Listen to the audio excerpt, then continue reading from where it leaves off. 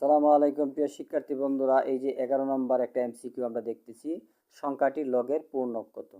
এখানে দেখো radix point মানে দশমিক বিন্দুটা দেখো, এই জায়গায় দশমিক বিন্দুটা তুমি এমন জায়গায় নিবা যেন বামের সংখ্যাটা 10-এর ছোট, জিরোর বড় হয়।